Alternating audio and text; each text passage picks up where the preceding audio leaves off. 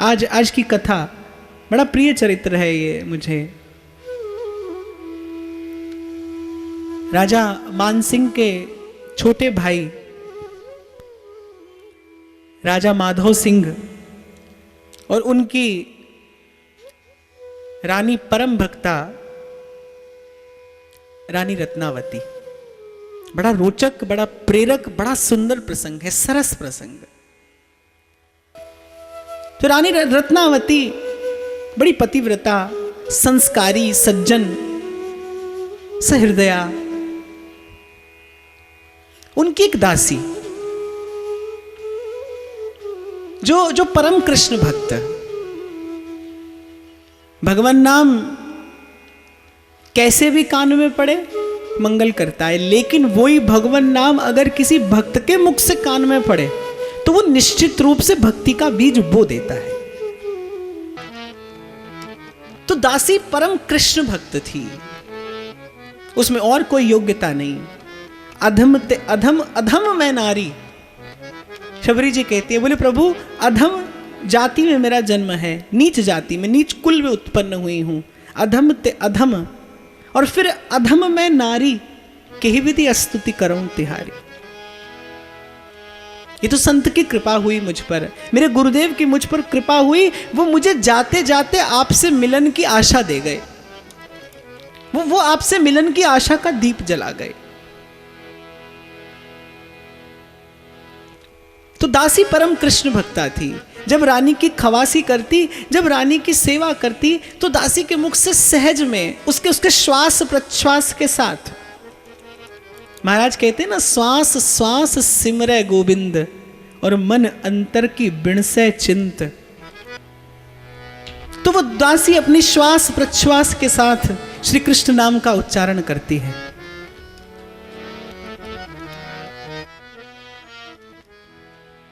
और जब कोई अनुरक्त हृदय प्रभु के नाम का उच्चारण करता है तो प्रभु के नाम का वस्तुतः माधुर्य प्रकट होता है।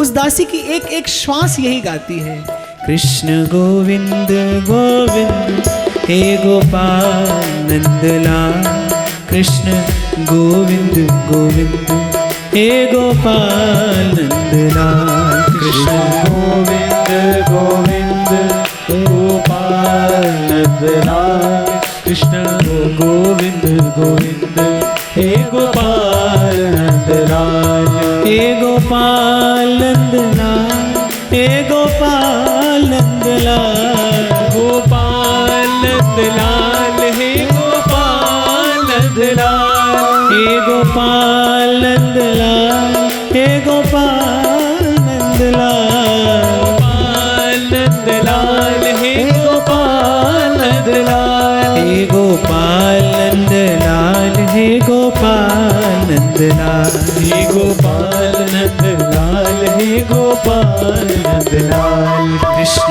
गोविंद गोविंद हे गोपाल नंदलाल, कृष्ण गोविंद गोविंद हे गोपाल नंदलाल, कृष्ण गोविंद गोविंद गोपाल नंदलाल, कृष्ण गोविंद गोविंद हे गोपाल नंदलाल, हे गोपाल नंदलाल, हे गोपाल नंदलाल, हे गोपाल नंदलाल, हे गोपाल नंदलाल, हे गोपाल नंदलाल, हे गोपाल नंदलाल, हे गोपाल नंदलाल, हे गोपाल नंदलाल, हे गोपाल नंदलाल, हे गोपाल नंदलाल, हे गोपाल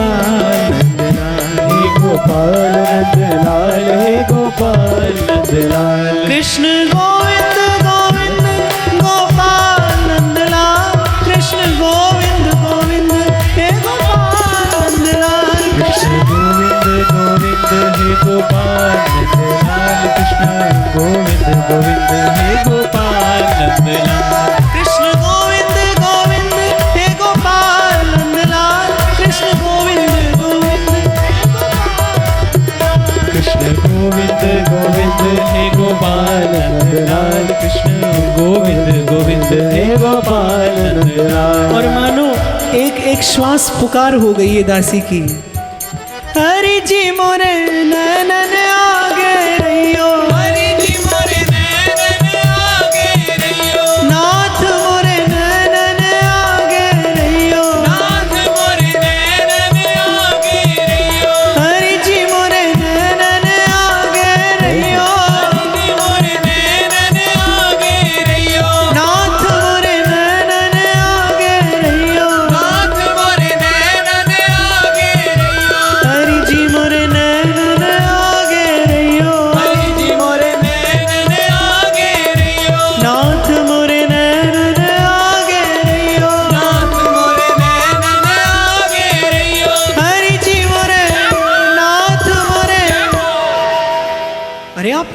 सारे लोग यहां पर बैठे। हरि जी मोरे नाथ मोरे, हरि जी मोरे।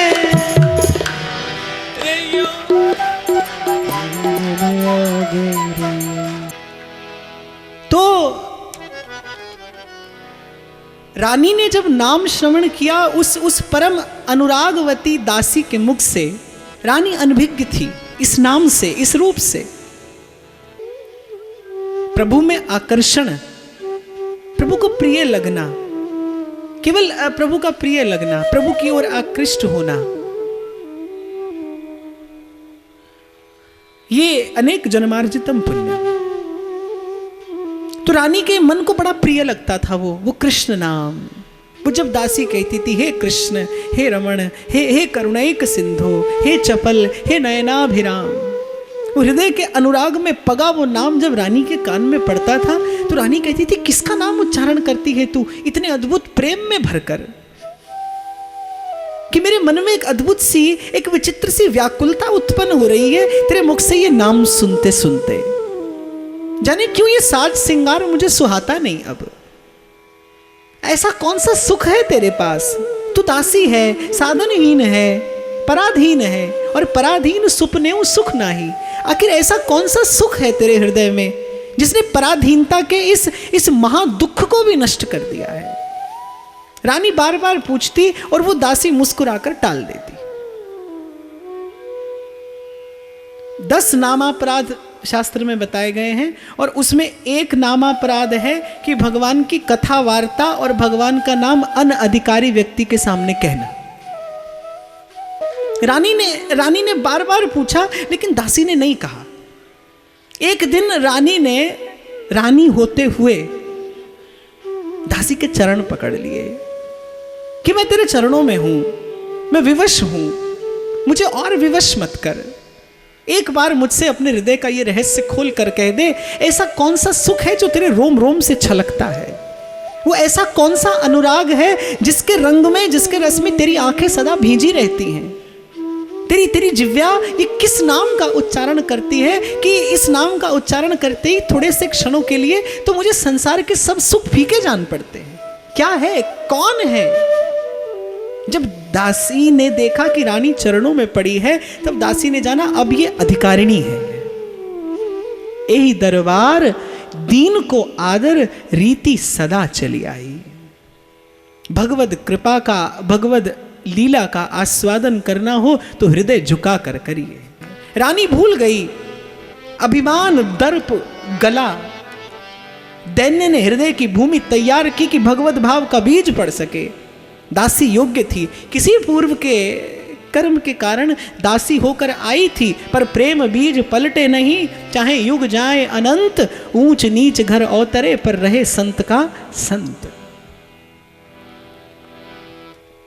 योग्य थी दासी, श्रेष्ठ थी वो विचार से, श्रेष्ठ थी वो भगवत भक्ति के प्रताप से। रानी चरणों में पड़ गई, भूल गई कि मैं रानी हूं।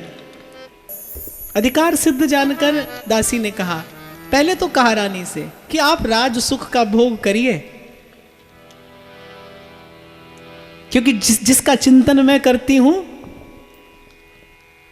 श्री रूप गोस्वामी पाद कहते हैं, जिसको संसार के सुख की कामना हो, जो अभी भाई बंधु और सुहृद जनों के सुख का, जो अभी संसार के विषय का उपभोग करना चाहता हो, बोले वो तो कभी भूल कर भी यमुना तट पर कालिंदी के कूल पर विराजमान इन वृंदावन चंद्र गोविंद चंद्र का दर्शन मत करना, जिसे संसार के सुख की कामना हो। तो दासी ने कहा कि रानी साहिबा, आप अभी राज सुख का उपभोग करिए, आप क्यों इस तरफ आती हैं? ये मार्ग आपके लिए नहीं। ये प्रेम को पंथ करार महा और तरवार की धार पे धावनो है। चढ़ के मैन तुरंग पे और निक से पावक माए, प्रेम पंथ ऐसो कठिन सब कोई निभत ना है। दासी का सत्संग, दासी का वो संग भाव निपजा दिया रानी के हृदय में। चरणों में पड़ी है रानी कि तू ये जान मैं तेरी शरण में हूं, लेकिन अपने हृदय के इस रहस्य को मेरे सामने उद्घाटित कर दे। मेरे मन प्राण व्याकुल हैं तेरे मुख से वो चर्चा श्रवण करने के लिए। मेरे मन प्राण व्याकुल हैं तेरे मुख से उसकी चर्चा श्रवण करने के लिए जिसका नाम सुनती हूं और मुझे संसार का सुख नीरस लगता है। ये भक्त के भजन का प्रताप है। दासी ने चर्चा करनी आरंभ की, प्रभु के नाम की, प्रभु के रूप की, कुछ भगवत लीला गाकर सुनाई रानी को, कुछ भगवान के दिव्य धाम का परिचय दिया, प्रेम का आवेश। जैसे ज्वर से ग्रसित कोई व्यक्ति ताप से तपता है, न भोजन सुहाता है न शैया सुहाती है, ऐसे प्रेम में भी एक प्रकार का ताप है, ये उत्तप्त करता है। लेकिन जहां हम चर्चा में प्रविष्ट हुए, मैं कह रहा था सूखी घास हो तो चिंगारी जला देती है। ऐसे प्रेम जन्म जन्मांतरों की वो जो पाप राशि हम अर्जित करते हैं, प्रेम का ताप सुखा देता है उसे। प्रेम का ताप सर्वथा योग्य कर देता है जीव को प्रभु के लीला चिंतन के, जीव को प्रभु के सेवन के योग्य करता है प्रेम का ताप। तो प्रभु के नाम, प्रभु के रूप, प्रभु की लीला और धाम की चर्चा सुनते सुनते रानी का मन तद्वत होने लगा। एक दिन रानी ने यथा योग्य समय जान दासी के चरणों में पड़कर दंडवत प्रणाम किया, ऊंचे आसन पर दासी को बैठाया। दासी संकोच में है कि ये क्या करती हैं आप। रानी ने कहा कि जान गई हूं मैं तुम्हारे मुख से, तुम्हारी कृपा से, तुम्हारे संग के प्रभाव से कि वस्तुतः भगवत भक्ति की श्रेष्ठता क्या है। क्योंकि जब तुम्हारे मुख से कृष्ण नाम सुना था तब नहीं जानती थी कि इस नाम की महिमा क्या है, लेकिन तुम्हारे मुख से कृष्ण नाम जब निस्सृत होता था तो मुझे संसार के सुख से उपरत करता था, इस विषय सुख से घृणा होती थी। तो मैं परिपाटी नहीं जानती, मैं कोई विधि नहीं जानती, लेकिन तेरे चरणों में हूं, तेरी शरण में हूं, मुझ पर कृपा कर। और जिस प्रकार एक जलते हुए एक अप्रकट दीप से एक अप्रकट दीप जलकर एक सा हो जाता है, ठीक उसी प्रकार तेरे मन में जलते इस प्रेम दीप से मेरे हृदय में बुझा ये दीप भी तू जला दे। और दीपक सो लग दीपक हुई। जैसे एक प्रकट दीप से एक अप्रकट दीप, उसके संसर्ग से दोनों एक से हो जाते हैं, ठीक ऐसे ही पारस में और संत में बड़ो अंतरो जान, वो लोहा कंचन करे ये कर दे आप समान। भक्त तद्वत कर देता है। हरि रीझे तो मुक्ति दे, पे हरिजन हरि ही देत। कृष्ण प्रेम का वो धन दासी ने रानी के उस हृदय के पात्र में उड़ेल दिया। प्रेम मगन हो गई रानी। तो कृष्ण प्रेम से परिचय करा दिया रानी का। अब क्या करूं? दिन रात रानी नाम जपती है, लेकिन क्या है, प्रेम को कैसे प्रस्तुत करोगे? जैसे आपके बालक के जन्मदिन पर आप अपने बालक को कोई सुंदर सा उपहार देते हैं, वो उपहार क्या है? क्या वो उपहार प्रेम है? उपहार की अनुपस्थिति में भी प्रेम तो है, लेकिन क्या वो उपहार प्रेम नहीं है? प्रेम है तो वो उपहार है। तो वो उपहार क्या है? वो उपहार प्रेम की प्रस्तुति है, इट्स टोकन ऑफ लव। लेकिन प्रेम की प्रस्तुति कही मैंने, प्रेम का प्रदर्शन नहीं, प्रेम की प्रस्तुति। मस्तक झुकाकर, हृदय झुकाकर, बड़े प्रेम से, बड़े बड़े भाव से, लज्जा और संकोच से प्रभु को कोई वस्तु निवेदन करिए।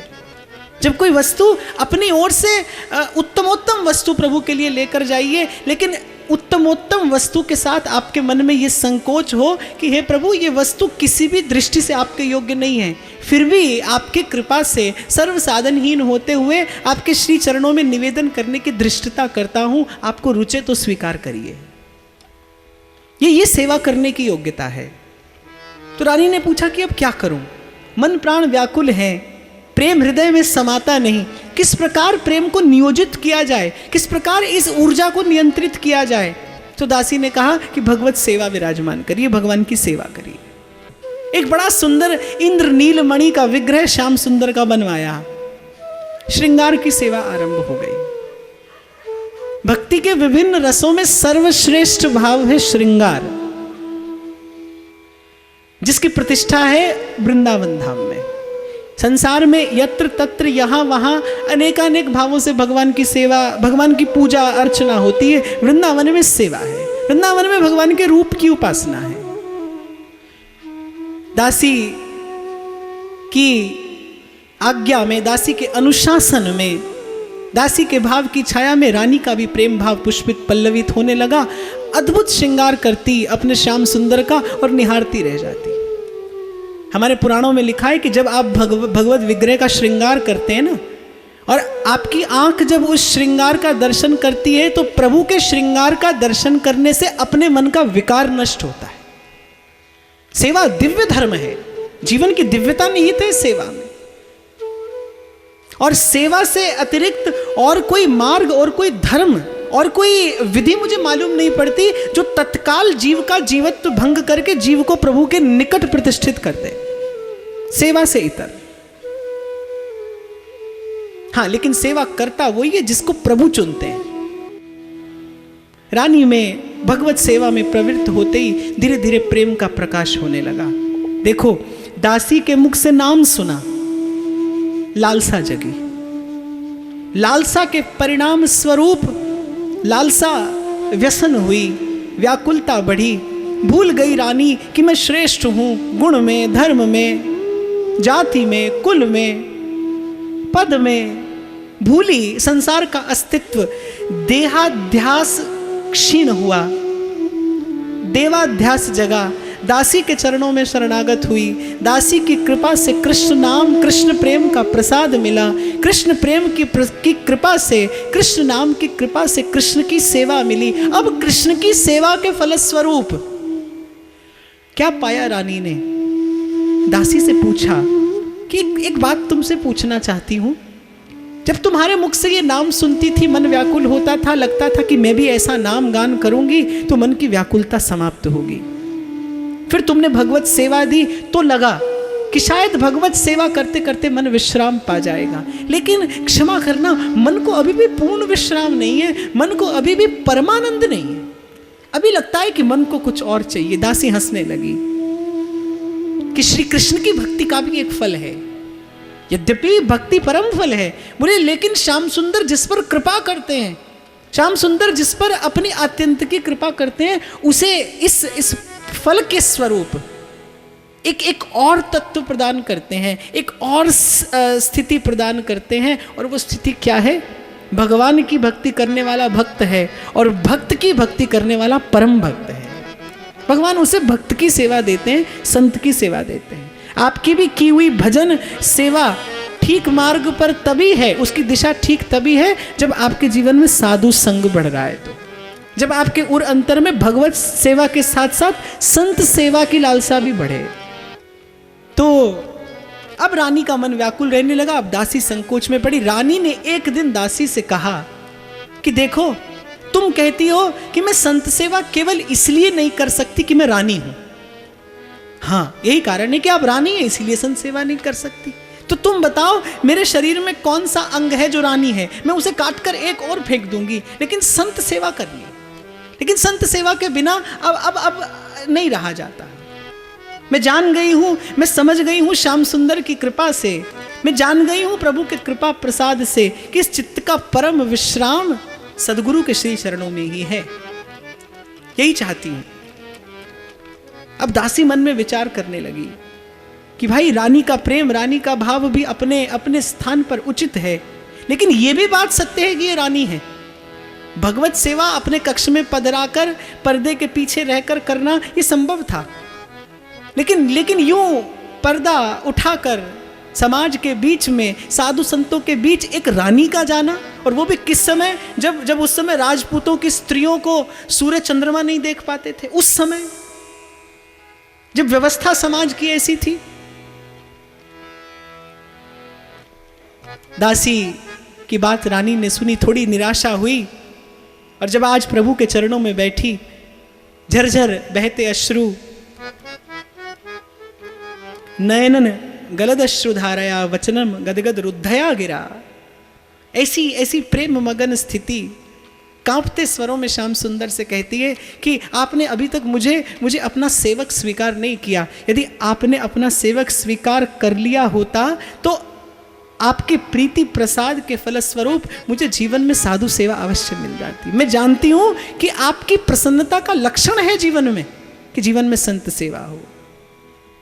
प्रभु के श्री चरणों पर माथा रखा, अपने आंसुओं से धो दिए प्रभु के चरण, गुनगुनाते श्याम मन चाकर राखो जी, श्याम मन चाकर राखो जी, श्याम मन चाकर राखो जी, श्याम मन चाकर राखो जी, चाकर राखो, चाकर राखो, चाकर राखो, चाकर राखो, चाकर राखो जी, श्याम मन चाकर राखो जी, श्याम मन चाकर राखो जी, सांवरिया चाकर राखो जी, सांवरिया चाकर राखो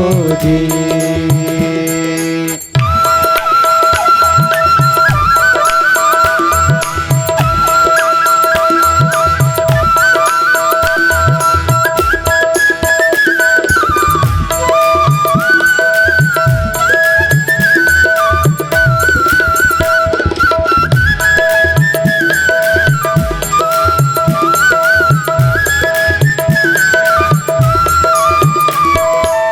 चाकर रहसू बाग लगासू, नित उठ दर्शन पासू, चाकर रहसू बाग लगासू, नित उठ दर्शन पासू, बिंद रावण री कुंज गलिन माँ, बिंद रावण री कुंज गलिन माँ, बिंद रावण री कुंज गलिन माँ, बिंद रावण री कुंज गलिन माँ, गोविंद लीला गासु श्याम मन चाकर राखो जी, श्याम मन चाकर राखो जी, सांवरिया चाकर राखो जी, सांवरिया चाकर राखो जी।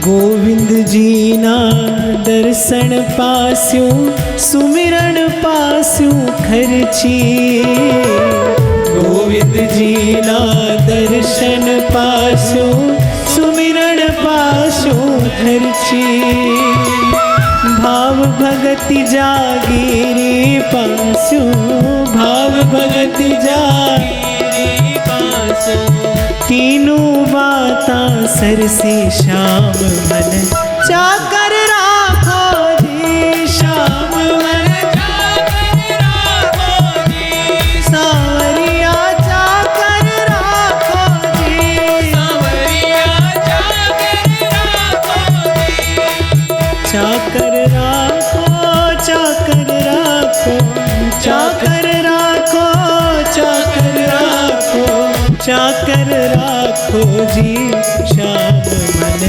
चाकर राखो जी, श्याम मन चाकर राखो जी, सांवरिया चाकर राखो जी, सांवरिया चाकर राखो जी। प्रभु की कृपा हुई। राजा उस समय बादशाह की सेवा में दिल्ली में थे। रानी ने शीघ्र ही अपने महल के निकट एक संत निवास बनाया। चारों ओर सूचना करा दी कि संत आए, अपनी चरण रज से मुझे कृतार्थ करें। संतों का आवागमन आरंभ हुआ और तात स्वर्ग अपवर्ग सुख धरिए तुला एक संग, तूल न ताहि सकल मिल जो सुख लव सतसंग। प्रेम अपने अपने सर्वोत्कृष्ट स्वरूप में प्रकट हो गया रानी के बपू में। संतों की चरण रज पाई, मस्तक पर धारण की, चरणामृत लिया, चरण पखाड़े, धन संपत्ति न्यौछावर कर दी, और न्यौछावर नहीं कृतार्थ कर दी। तो प्रेम का सर्वोपरि स्वरूप रानी के तन में प्रकट हुआ। संपत्ति, सुमति, जो जो प्रभु से प्राप्त हुआ, सब संतों के चरणों में पहुंचकर कृतार्थ हो गया, कृतकृत्य हो गई रानी। मंत्री ने देखा कि ये तो बड़ी अनीति हो रही है। महल के भीतर साधुओं का, संतों का आना और रानी साहिबा का इस प्रकार उघाड़ा सिर उन संतों की भीड़ में जाना, अपने हाथ से संतों को परोसना, अपने हाथ से संतों की सेवा करना, ये मंत्री को नीति युक्त नहीं लगा। मंत्री ने राजा के पास पत्र लिखकर भेज दिया कि यहाँ तो आपकी अनुपस्थिति में ऐसी अनीति हो रही है, ऐसे ही संसार करेगा आपके साथ। जिसे आपसे कोई लेना नहीं होगा, जिसे आपसे कुछ देना नहीं होगा, वो आपके भजन में आकर बाधा उपस्थित करेगा, वो आपके प्रतिकूल चलेगा, वो आपकी वर्जना करने का प्रयास करेगा। राजा तक बात पहुंची। राजा और ज्येष्ठ पुत्र, इसी रानी से उत्पन्न हुआ पुत्र उस समय राजा के निकट था। राजा उस समय सभा में बैठा था। पुत्र ने जैसे ही कक्ष में प्रवेश किया, राजा ने पुत्र का ये कहकर उपहास किया कि ये देखो, ये आया है बैरागन का छोरा। पहले तो पुत्र समझा नहीं कि पिता के किए इस उपहास का क्या कारण है, लेकिन जब पुत्र को वस्तु स्थिति का ज्ञान हुआ तो पुत्र के मन का आनंद अनंत गुना बढ़ गया।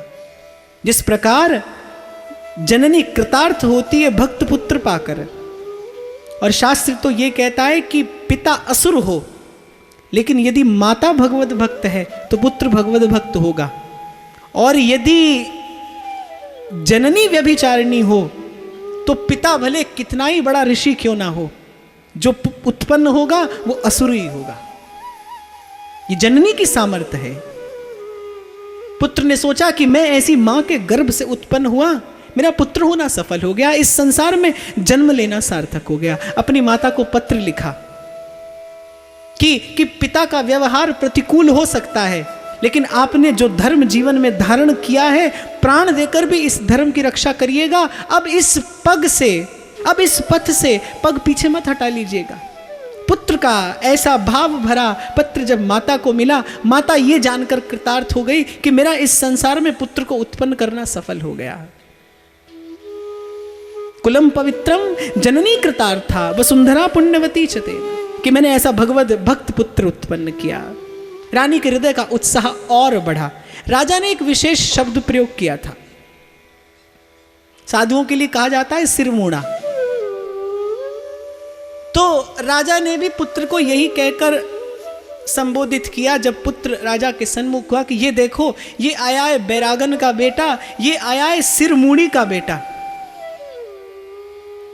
पुत्र ने अपनी माता से ये लिख कर भेजा पत्र में कि राजा ने मुझे ये संबोधन दिया है। ये संबोधन राजा की दृष्टि में हे होगा, लेकिन मेरी दृष्टि में ये भगवान के भक्त का वेश, भगवान अनंत कृपा करके देते हैं। इन शब्दों की सार्थकता रखिएगा, इन शब्दों की लज्जा रखिएगा। जैसे ही रानी ने ये पत्र पढ़ा, बड़े सुंदर कुंचित केश राशि थी रानी की, उसी क्षण रानी ने अपना क्षौर कर्म कराया और लोकलाज को माने त्याग दिया। भक्ति के आवेश में, भावावेग में जब राजा लौट कर आया और रानी की ये दशा देखी तो राजा के तो तन मन प्राण जल रहे हैं। क्या किया जाए? मंत्रियों से विचार विमर्श किया तो राजा ने एक निर्णय लिया कि देखो, ऐसी रानी का परलोक से धर जाना ही उचित है। बोलिए, जब तक संसार में रहेगी तब तक हमारी नाक कटेगी। संसार की तो ये गति है। तो राजा को बड़ी लज्जा आई रानी का वेश देखकर। पुत्र के हृदय का आनंद प्रतिक्षण प्रवृद्धमान है कि मैं धन्य हो गया ऐसी माता के गर्भ से जन्म पाकर। कह देना बहुत सरल है साहब, पर कह तो सुनत दशा हृदय नहीं आवे। भूखा नाहर भेज दिया रानी के महल के द्वार पर। ड्योढ़ीदार भाग गए, बिल्कुल जैसे राणा विक्रमादित्य ने मीरा जी के प्राण लेने की कोशिश की। रानी भगवत भक्ति के प्रभाव से पूर्ण रूपेण निर्भय हो चुकी थी। रानी ने सेवकों से कहा कि अरे क्यों चिल्लाते हो, मेरी सेवा से, मेरे भाव से प्रसन्न होकर नृसिंह भगवान मेरे द्वार पर आए हैं। जो नैवेद्य प्रभु को निवेदन करना था, निर्भय लेकर चली रानी। भूखा नाहर द्वार पर बैठा गरज रहा है पर भक्ति का बल, भक्ति की शक्ति, सत्य का बल अपने हाथ से खिलाती है रानी द्वार पर बैठकर उस भूखे नाहर को। और सोई अनन्य जाके असी मति न टरई हनुमंत, मैं सेवक सचराचर रूप राशि भगवंत। वासुदेव सर्वमिति समहा दुर्लभा। अत्युच्च स्थिति भजन की, भक्ति की। रानी निर्भय निश्चिंत उस भूखे नाहर में दर्शन कर रही है कि प्रभु आज आप इस रूप में कृपा करने के लिए आए हैं।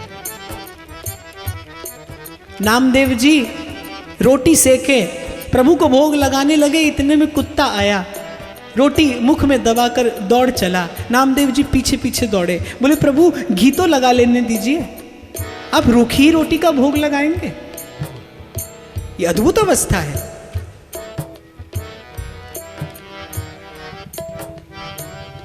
रानी की सेवा पूजा स्वीकार की नृसिंह भगवान ने, दुष्टों का दलन कर दिया, राजा के निकट पहुंचे।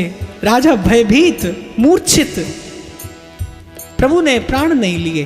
क्यों? क्योंकि प्रभु जानते हैं कि मैं रानी के मन का स्वामी हूं और ये लोक की दृष्टि से मेरी साक्षी में ये रानी का पति हुआ है, ये विमुख है, ये भूल गया है, ये बिसर गया है।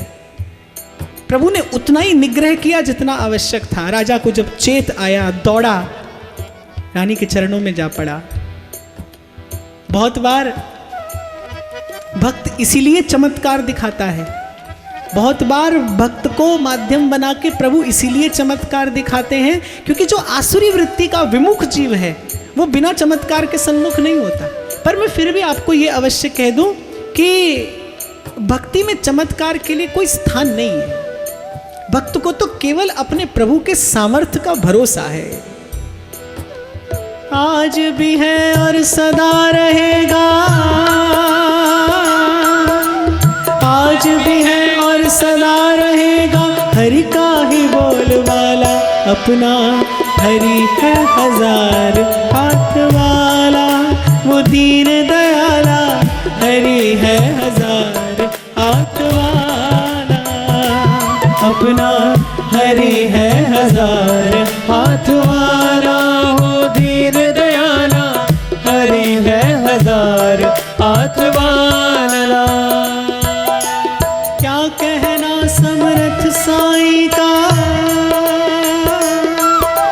क्या कहना समर्थ साईं का, क्या से क्या कर डाला अपना, हरि है हजार हाथ वाला, वो दीन दयाला, हरि है हजार हाथ वाला अपना, हरि है हजार हाथ वाला, वो दीन दयाला, हरि है हजार हाथ वाला।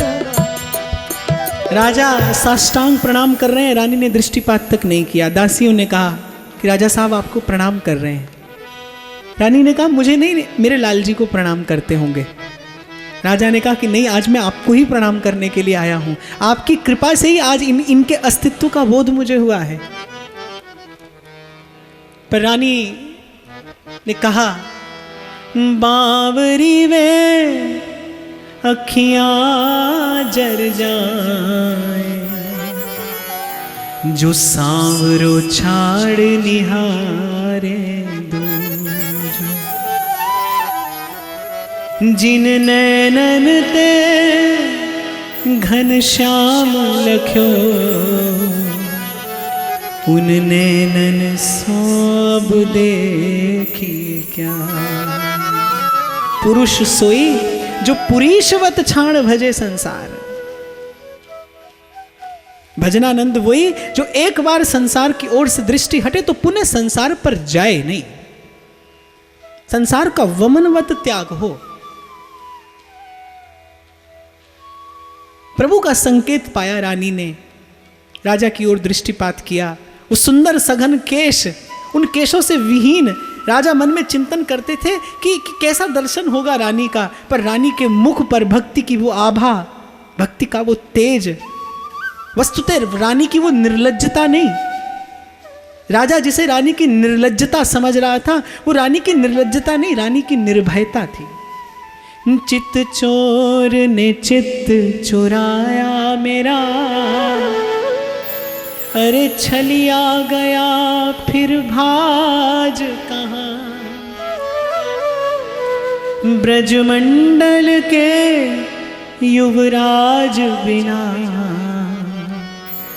सुख का सब साज समाज कहाँ। अब और सुहाता नहीं कुछ भी, सखी लाग गई फिर लाज कहाँ। कोई दुखिया पे दया करके बता दो री ब्रिजराज कहाँ। रानी के मन प्राण तो अब केवल अपने प्रभु के दर्शन की लालसा से लालायित हैं, केवल उसी व्याकुलता से व्याकुल हैं। रानी के भक्ति के तेज को बहुत अधिक समय तक राजा वहन नहीं कर पाए, लौट आए। केवल रानी के श्री शरणों में प्रणाम किया और लौट आए। कथा कहती है कि एक बार राजा माधो सिंह मान सिंह के साथ नौका विहार कर रहे थे। जल के भंवर में नौका डूबने को हुई, कोई निकट नहीं था, क्या करें। मान सिंह ने विनोद किया माधो सिंह से, सुना है तुम्हारी धर्मपत्नी बड़ी भगवत भक्ता है। केवल उपहास किया और नौका किनारे लग गई। मान सिंह के मन में बड़ा बड़ा भाव उद्भूत हुआ रानी के प्रति। रानी का दर्शन करने के लिए गए। मान सिंह से चलते चलते बात बादशाह के कान में पहुंची। बादशाह के मन में भी ललक हुई कि ऐसी भगवत भक्ता का तो हम भी दर्शन करना चाहेंगे। रानी से पूछा गया, पर ये भक्त की अनन्यता है, ये भक्त की एक निष्ठा है। रानी ने कहा कि जिन नैनों को श्याम सुंदर के दर्शन की लालसा है, जिन नैनों ने श्याम सुंदर की प्रतीक्षा का अंजन लगाया है, वो नैन अब संसार के किसी ऐश्वर्य का दर्शन नहीं करेंगे, वो अब संसार के रूप पर नहीं पड़ना चाहते। बहुत आग्रह जब बादशाह का हुआ तो केवल राजा ने रानी के एक चित्र का दर्शन बादशाह को कराया। तो साधक तत्व का सतत सेवन और बाधक तत्व से जहां तक हो सके पूर्ण प्रयास हो आपका बाधक तत्व से दूर रहने का। ये दो बात जीवन में पूर्ण रूपेण प्रतिष्ठित हो तो भक्ति की वल्लरी प्रतिक्षण फूले और एक दिन भगवत प्रेम का फल देकर और भगवत भाव का, भक्ति का वो शुद्ध सत्व और वो परम रस आपको देकर आपको सदा सदा के लिए कृतार्थ कर दे। इसी भाव के साथ आप सबके हृदयस्थ प्रेम प्रभु को प्रणाम करता हूँ। हरा ना रंगाऊं मैं, लाल ना रंगाऊं मैं, हरा ना रंगाऊं मैं, लाल ना रंगाऊं मैं, हरा ना रंगाऊं मैं, लाल ना रंगाऊं मैं, हरा ना रंगाऊं मैं, लाल ना रंगाऊं मैं।